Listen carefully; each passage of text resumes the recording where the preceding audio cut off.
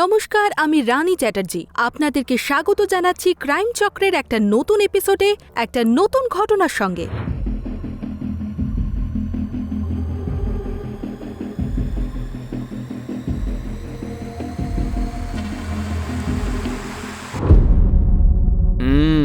এই সুগন্ধ, এই সুগন্ধই তো আমাকে এতদিন ধরে পাগল করে রেখেছে।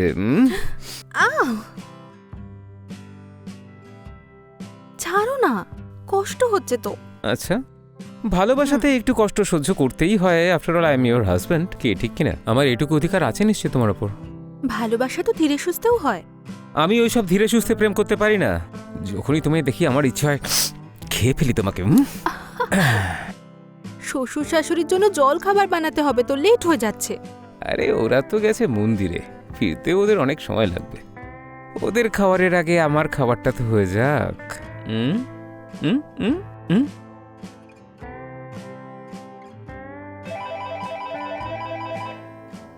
আরে ভাই, শিট। হ্যালো, হ্যাঁ আচ্ছা আজই ঠিক আছে, ঠিক আছে, ব্যাস ব্যাস ব্যাস, বেরোচ্ছি আমি এক্ষুনি। চল রাখ, ওকে ওকে ওকে। কে ফোন করেছিল? আচ্ছা ওসব কিছু নয়, আমার প্রপার্টি ডিলার বন্ধু। প্রপার্টিটা ডিল করার জন্য আমাকে যেতে হবে ব্যাস। আচ্ছা শোনো, আমি কালই ফিরে আসবো। আর মা বাবাকে এই ব্যাপারে কিছু বলবো না, ঠিক আছে? কিন্তু ওদের কেন বলবো না? তোমাকে যতটা বলা হচ্ছে ঠিক ততটাই করবে। আমাকে এত প্রশ্ন করার তোমার কোনো দরকার নেই। যত দিন যাচ্ছে মাথায় উঠে পড়ছে।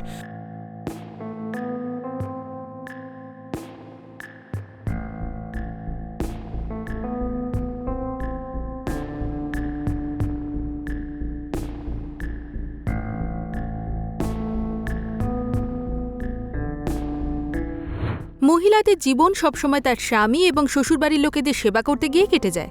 কিন্তু কোনো মহিলা যদি এমন স্বামী পায় যে তাকে শুধুমাত্র ব্যবহার করার বস্তু ভাবে, তাহলে সেই মহিলার মনে কি চলতে পারে, এটা আমাদেরকে বুঝতে হবে। সরিতা ওর স্বামীর কাছে একজন আদর্শ স্ত্রী, কিন্তু কি রোহিত ওর জন্য একজন আদর্শ স্বামী ছিল?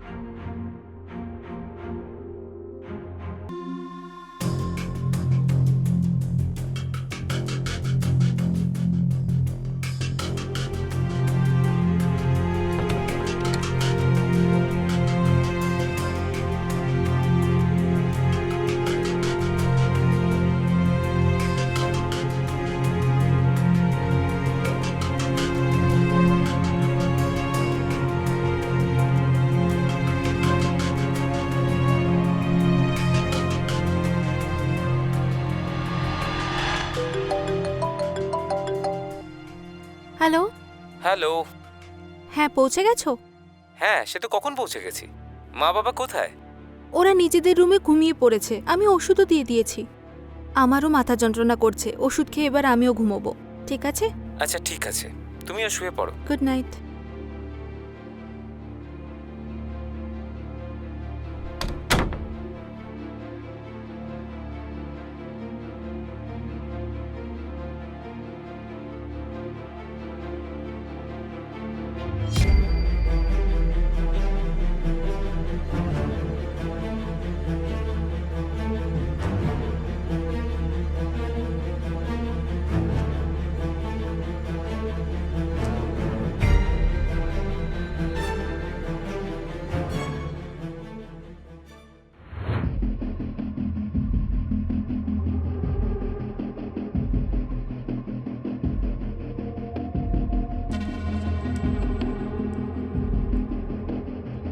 আরে এতক্ষণ কোথায় ছিলি?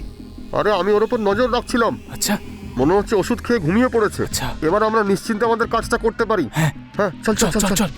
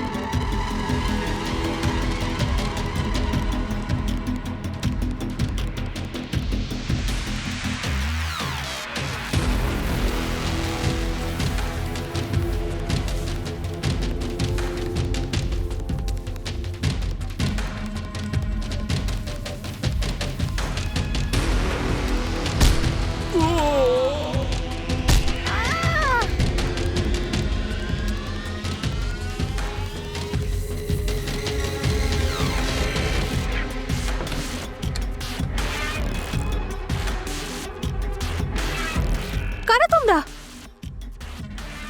আরে কারা এই, তোমরা?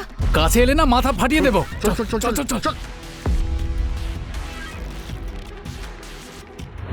দুজন অপরিচিত লোক হঠাৎ করে সরিতার বাড়িতে ঢুকে পড়ে ওর শ্বশুর শাশুড়িকে হত্যা করে আর কিছু গহনা আর টাকা চুরি করে নিয়ে যায়।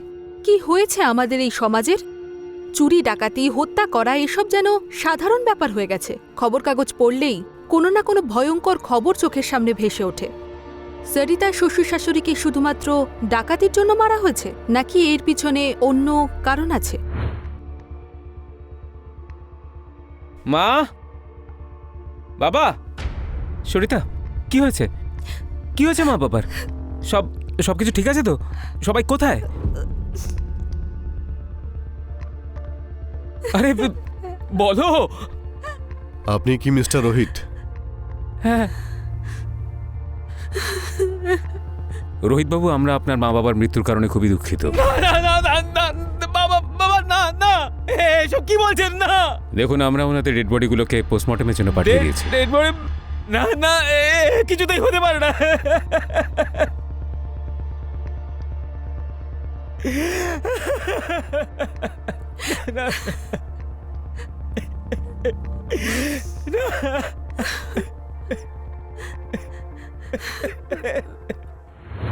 রোহিতবাবু, আমরা আপনার এরিয়া সিসিটিভি ফুটেজ দেখেছি। ফুটেজে আমরা দুটো লোককে বাইকে দেখেছিলাম, যারা নিজেদের মুখ হেলমেট আর কাপড় দিয়ে ঢেকে রেখেছিল। বাইকে নাম্বারও ছিল না, হয়তো চুরির হবে। দেখুন, আপনি চিন্তা করবেন না, আমি খুব তাড়াতাড়ি আপনার মা বাবার খুনিকে খুঁজে বের করে ফেলব। যদি ওরা চুরি করতে এসেছিল তাহলে চুরি করতো, কিন্তু আবার বুড়ো মা বাবাকে মারার কি দরকার ছিল? ওদের কি ক্ষতি করেছিল আমার পরিবার? আমার এত হাসি খুশি পরিবার একদিনে শেষ হয়ে গেল। রোহিতবাবু, আমরা আপনার কষ্ট বুঝতে পারছি। আচ্ছা, বাড়ি থেকে কি কি চুরি হয়েছে? 5 লাখের গয়না আর 8 লাখ ক্যাশ। আর আপনি কোথায় ছিলেন? আমি বিজনেসের কাছে বাইরে গেছিলাম। তখনই এইসব হয়েছিল। রোহিতবাবু, আমরা আপনার বাড়ির আশেপাশের সিসিটিভি ফুটেজে আরেকটা লোককেও দেখেছি, যে আপনার বাড়ির ওপরে নজর রাখছিল ঘটনাটা ঘটার ঠিক কিছুক্ষণ আগেই। আপনার কারোর সঙ্গে কোনো ঝগড়া অথবা শত্রুতা? না ইন্সপেক্টর স্যার। ঠিক আছে, পরবর্তী ইনকোয়ারির জন্য প্লিজ আমাদের একটু হেল্প করবেন। Thank you.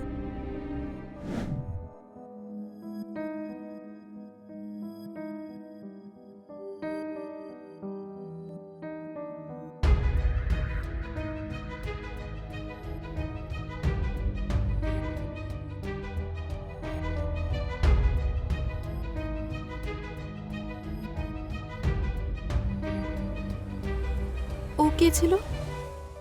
ওই প্রপার্টি ডিলার ছিল আমার বন্ধু রাঘব, যার সঙ্গে প্রপার্টি ডিল করতে গেছিলাম আমি। বাড়িতে এত কিছু হয়ে গেল, তুমি এখনো প্রপার্টি নিয়ে ভাবছো?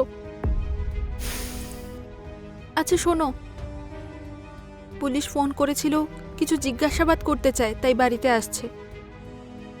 ঠিক আছে, তুমি একটু দেখে নিও, আমার প্রপার্টি রিলেটেড কিছু কাজ বাকি। আচ্ছা শোনো, পুলিশকে এই প্রপার্টি ডিলের ব্যাপারে কিছু বলতে চেও না। আমি বলেছি আমি বিজনেসের কাজে বাইরে গেছিলাম, ঠিক আছে?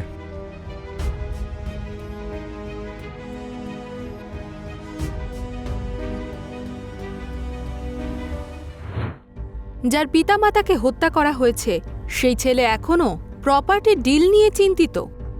এই কথার মধ্যে দিয়েই তো একটা রহস্যের সংকেত পাওয়া যাচ্ছে। সারিতার রোহিতের এই কথাতেই একটা সন্দেহ হচ্ছিল। ওখানে পুলিশ কেসটা তদন্ত চালিয়ে যাচ্ছিলই, কিন্তু কোনো সুরাহা হয়নি। তাহলে কি এই কেসকে অন্য কোনো অ্যাঙ্গেল থেকে দেখা ভুল হবে, নাকি শুধুমাত্র এটা একটা সংযোগ? মাফ করবেন সরিতা দেবী, এত দুঃখের মধ্যেও আপনাকে কিছু প্রশ্ন জিজ্ঞেস করতে হচ্ছে, কিন্তু কি আর করব, পুলিশের কাজই তো এই। আপনারা শুধু তাড়াতাড়ি ওনাদের খুনিকে খুঁজে বের করুন। আপনি চিন্তা করবেন না, আমরা খুব তাড়াতাড়ি খুনিকে ধরে ফেলব। আপনি শুধু আমাদের এটা বলুন যে ওই রাতে কি হয়েছিল। আমি ঘুমের ওষুধ খেয়ে ঘুমিয়েছিলাম। হঠাৎ করে আমি চিৎকার করার আওয়াজ শুনতে পাই। যখন আমি হলে এলাম তখন দেখলাম দুটো লোক হাতে ব্যাগ আর একটা রড নিয়ে পালাচ্ছে। ভয় পেয়ে গিয়েছিলাম। তাদের মধ্যে একজন আমাকে হুমকি দিল আর তাড়াতাড়ি পালিয়ে গেল। আমি তাড়াতাড়ি উপরে গেলাম, তখন আমি দেখলাম আমার শ্বশুর শাশুড়ি রক্তাক্ত অবস্থায়। আপনার কি মনে হয় এটা শুধু চুরির কেস, নাকি কোনো পারিবারিক শত্রুতার ফল? কারণ এই ঘটনাটা যখন ঘটেছিল তখন আপনার স্বামী বিজনেসের কাজে বাইরে গেছিলেন। বিজনেস ডিল নয় স্যার। মানে?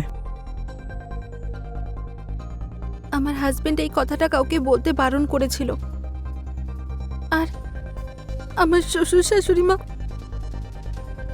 সরিতা দেবী, আপনি নিজেকে একটু সামলান। আসলে রোহিত এই বাড়িটা বিক্রি করতে চায়, আর এই ডিলটার জন্যই ও ওর বন্ধু রাঘবের সঙ্গে সেই রাতে বেরিয়েছিল। আর আমার শ্বশুর শাশুড়ির সাথে। ঠিক আছে, আপাতত আমরা আসছি। যদি দরকার পড়ে তাহলে আপনার সঙ্গে আবার যোগাযোগ করব।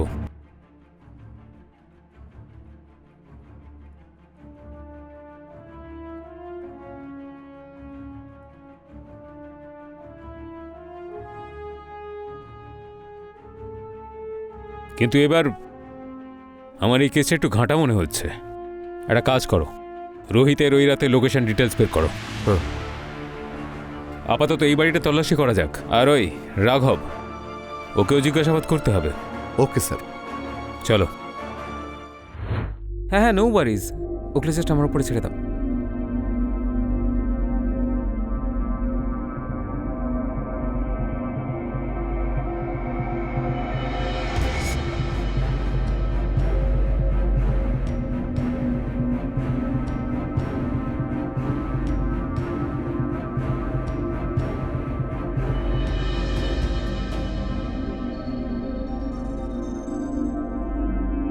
শোনো না, ওদিকটা গিয়ে দেখো তো।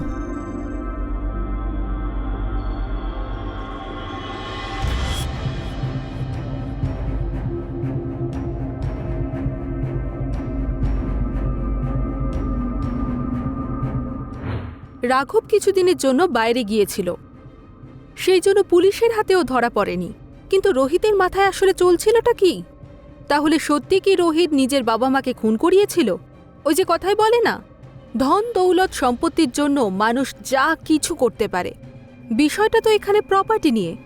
তাহলে রোহিতের কি নিজের বাবা মায়ের সঙ্গে ভালো সম্পর্ক ছিল না?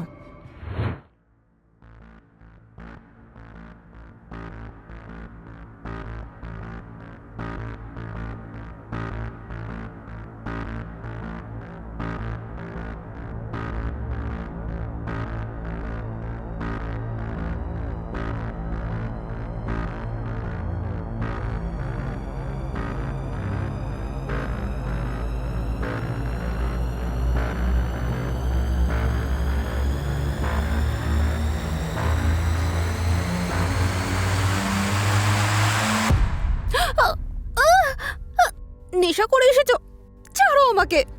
তুই পুলিশকে প্রপার্টি ডিলের কথা কেন বলেছিস? তোকে বলতে না বলেছিলাম তো আমি? হ্যাঁ বলেছি আমি, এত কিছু হয়ে গেল আর এখন তুমি প্রপার্টি নিয়ে ভাবছো? পুলিশ আমার বন্ধু রাঘবকে কুত্তার মতো খুঁজছে। তুই নিশ্চয়ই কিছু বলেছিস। কেন বলেছিস? ছাড়ো আমাকে।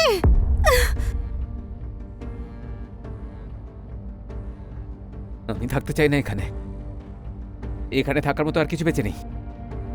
আমি যাব এখান থেকে। আমরা তাড়াতাড়ি এখান থেকে বেরিয়ে যাব।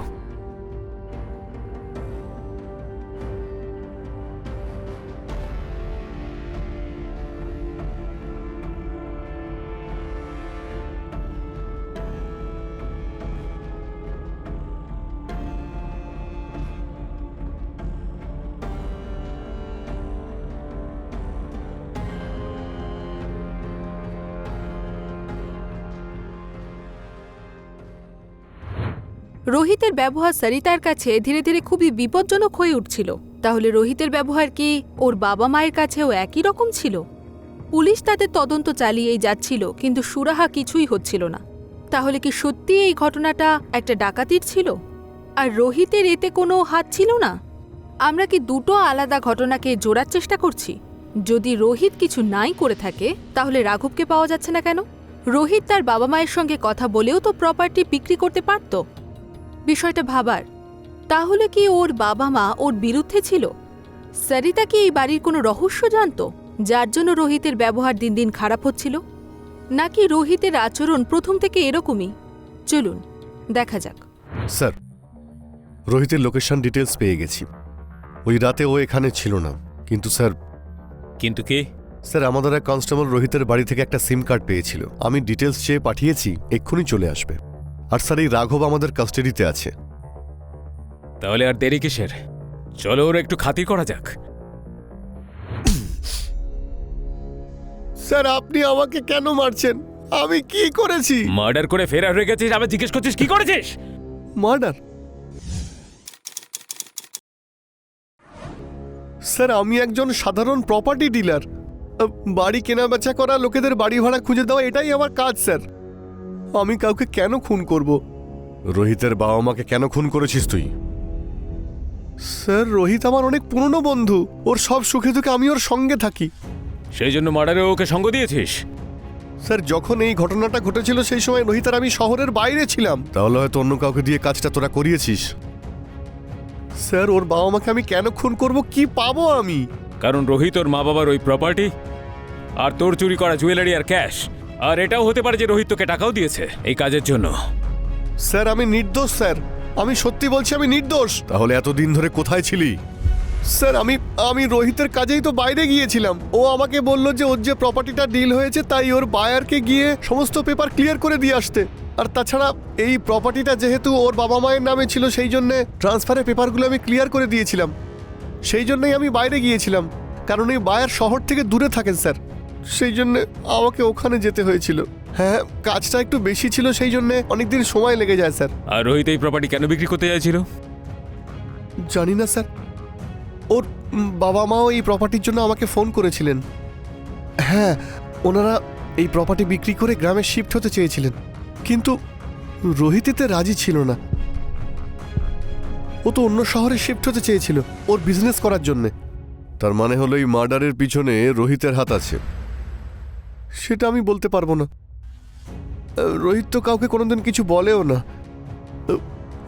হ্যাঁ ওর প্যারেন্টসের এই প্রপার্টির বিষয়টা নিয়ে খুব বিরক্ত ছিল, সেটা জানি। বাইরে চলো।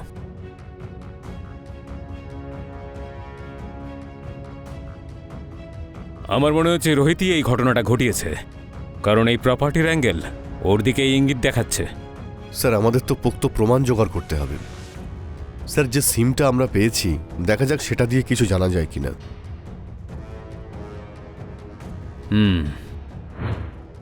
পুলিশের কাছে এই কেসটা সলভ করার জন্য উপযুক্ত প্রমাণ ছিল না।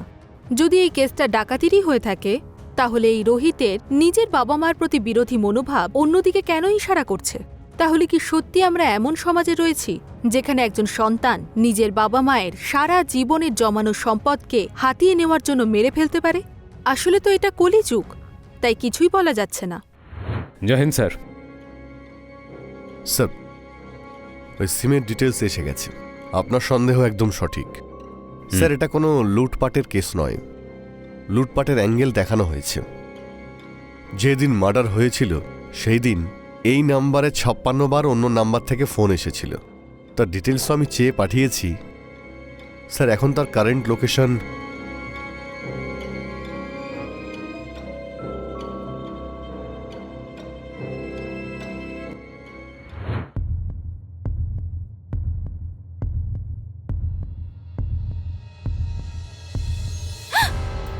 সিদ্ধার্থ, তুমি?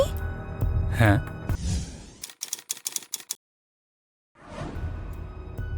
তোমার সঙ্গে দেখা করতে ইচ্ছে হচ্ছিল। তোমার হাজবেন্ড নেই তো? না, ও তো এখন বেরিয়েছে, কিন্তু ওকে কিছু একটা করতে হবে তাড়াতাড়ি। আরে সেটা করে দেব, আগে আমার মনের আগুনটা সেটা তো নিভিয়ে দাও। সেই ভেবেই তো এখানে এলাম, কারণ কিছু কাজ বন্ধ ঘরেই ভালো হয়। হ্যাঁ, আর কিছু অপরাধীর জন্য বন্ধ জেলখানাই শ্রেয়। অ্যারেস্ট করো দুজনকে।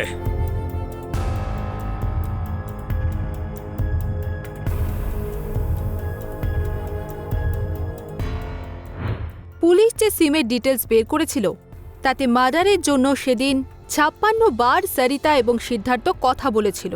এই অপরাধের পিছনে কি তাহলে সরিতার হাত আছে? আসলে কে সেই লোক? সিদ্ধার্থ এবং সরিতার সঙ্গে এক হয়ে ও কেন রোহিতের বাবা মাকে হত্যা করল? একজন বৌমা তার শ্বশুর শাশুড়িকে কেন মেরে ফেলল? এরকম অনেক প্রশ্নই নিজের মনে উকি দিচ্ছে। চলুন আমরা দেখি যে এই অপরাধের আসল কারণ কি। কেন মেরেছে নিজের শ্বশুর শাশুড়িকে? বলো। স্যার, এই কাজটা আমি আর আমার এক বন্ধু মিলে করেছিলাম। সরিতার কথা শুনে আমরা দুজন একে অপরকে অনেক দিন ধরে ভালোবাসি স্যার। নিজের স্বামীর থেকে লুকিয়ে অন্য পুরুষের সঙ্গে সম্পর্ক রাখছো, আর শ্বশুর শাশুড়িকে মেরে স্বামীকে অপবাদ দিচ্ছ। স্যার, রোহিত আমার আর সিদ্ধার্থর ব্যাপারে আগে থেকেই সব জানতো। এমনকি আমার শ্বশুর শাশুড়িও আমাদের ব্যাপারে সব জানতো।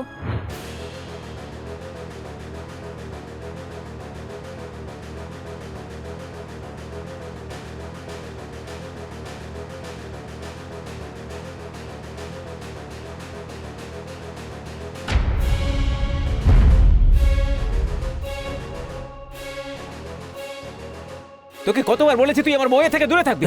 বুঝতে পারিস না কেন আমার কথা? হ্যাঁ, আমাদের মা বাবা তোদেরকে কতবার বুঝিয়েছে, কিন্তু তোদের প্রেম তো আর শেষই হচ্ছে না দেখছি। আমি শুধু আর শুধুমাত্র আমার পরিবারের বদনামের জন্য চুপ করে আছি, না হলে তোকে না প্রাণে মেরে ফেলতাম আমি, বুঝেছিস? বুঝতে পেরেছিস আমার কথা? ভাগ।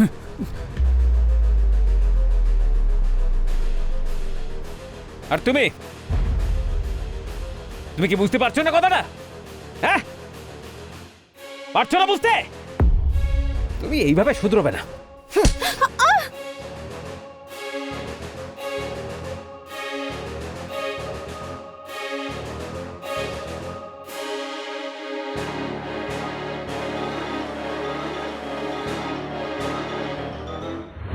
আমার শ্বশুর শাশুড়ি আমার কাছ থেকে ফোনটাও কেড়ে নিয়েছিল। ওরা এই বাড়ি বিক্রি করে গ্রামে যেতে চেয়েছিল, আর রোহিত এই বাড়ি বিক্রি করে অন্য শহরে যেতে চায়। কিন্তু আমি এই বাড়ি বিক্রি করে সিদ্ধার্থের সঙ্গে অনেক দূরে চলে যেতে চাই।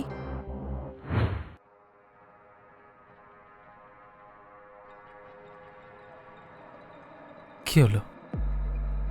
তোমার কি মুড নেই নাকি? তুমি এখানে মুডের কথা বলছো, আর ওদিকে আমি শ্বশুর শাশুড়ির অত্যাচার আর নিতে পারছি না। কিন্তু এতে আমি কি করব? মেরে ফেলো আমার শ্বশুর শাশুড়িকে।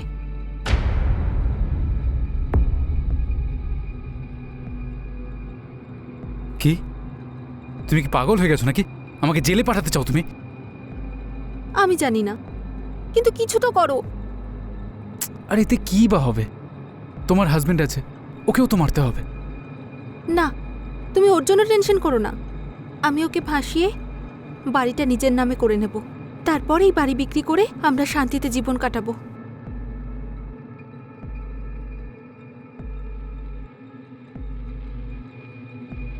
সরিতা সিদ্ধার্থকে শ্বশুর শাশুড়িকে মারার জন্য রাজি করায়।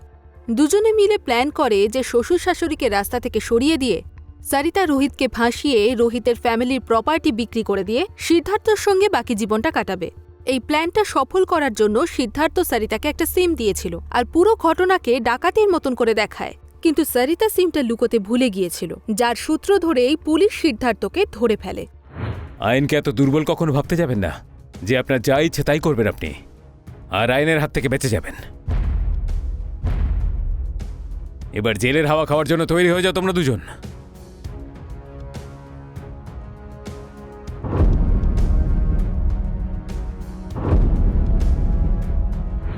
রোহিত যখন জানতে পারে এই হত্যা সরিতা করিয়েছে, ও সম্পূর্ণরূপে ভেঙে পড়ে। পুলিশ খুব তাড়াতাড়ি সিদ্ধার্থকে এবং ওর সঙ্গীদের ধরে ফেলে। তাহলে এটাই ছিল এই ঘটনার সমাপ্তি। আমি রানী চ্যাটার্জি এখন আপনাদের থেকে বিদায় নিচ্ছি। আবার দেখা হবে ক্রাইম চক্রের একটা নতুন এপিসোডে নতুন ঘটনার সঙ্গে। সতর্ক থাকুন, সুরক্ষিত থাকুন। জয় হিন্দ।